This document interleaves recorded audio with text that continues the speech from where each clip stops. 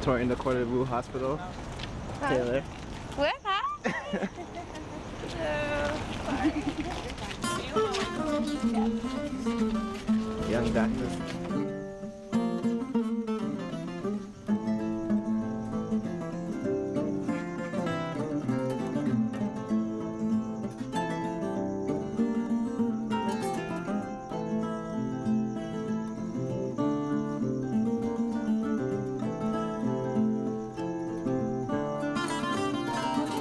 When I first found out about the trip, it was something I just knew I had to do, and especially going with classmates. It's a little bit of a different experience when you're coming with a bunch of your classmates versus when you're visiting with family, because you are going to get to experience a lot more.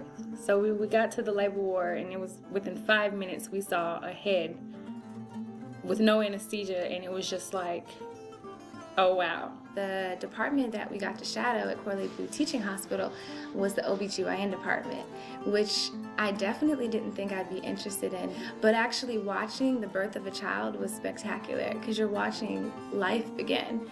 I think that that's definitely a field that I'm leaning towards now. We complain a lot about our hospitals here sometimes, but getting there and seeing people packed waiting in the waiting room and in the elevators, just waiting on someone to handle them, someone to give them some type of medical care, was an eye-opener. Sometimes on the labor wards, they just wouldn't have enough space for all the patients who are coming through, so you would have beds on the floor, mothers just laying on the floor after having given birth, and but they never complained about it though.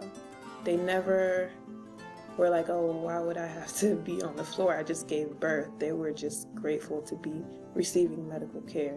And I was just like, wow, this is stuff that we only see in textbooks. We don't see this in real life. So to see these type of things going on over there, it makes me just appreciate, what I'm doing and what I have the potential to do and the power that I could have, as far as treating someone. So just being more humble in your approach with patients and knowing that across the sea, it's totally different.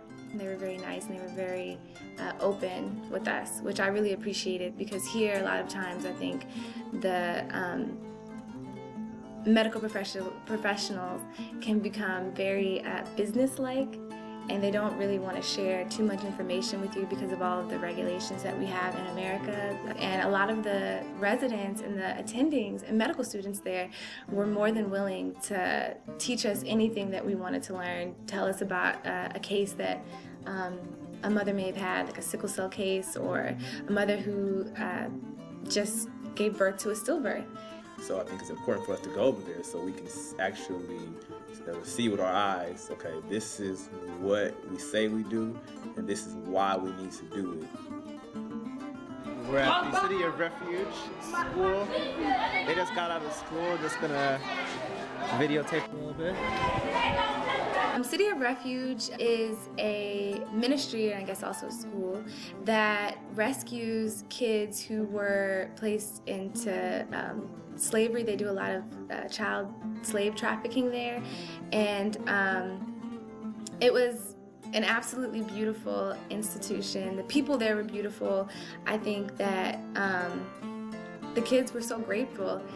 They were beautiful, beautiful kids, and I'm actually not a kid person, and I just thought the whole time, oh, I'm gonna go here and these kids are gonna be running up to me, but they were so sweet. They were loving. It's just the spirit that they had.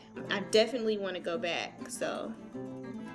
I definitely want to give back. I'm actually planning on giving or paying for tuition for at least 2 of the kids there. The tuition there is basically nothing, and I know that if I can, later on pay $300,000 for medical school, I can definitely pay at least $300 for someone else who could do a lot of amazing things in the future.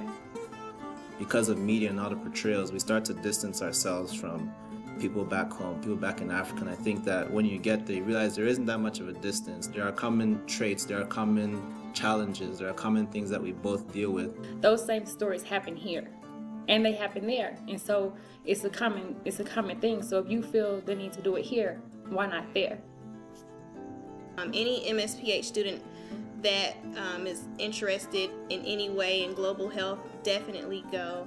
I definitely learned a lot about public health that I would have never learned just sitting here in the classroom.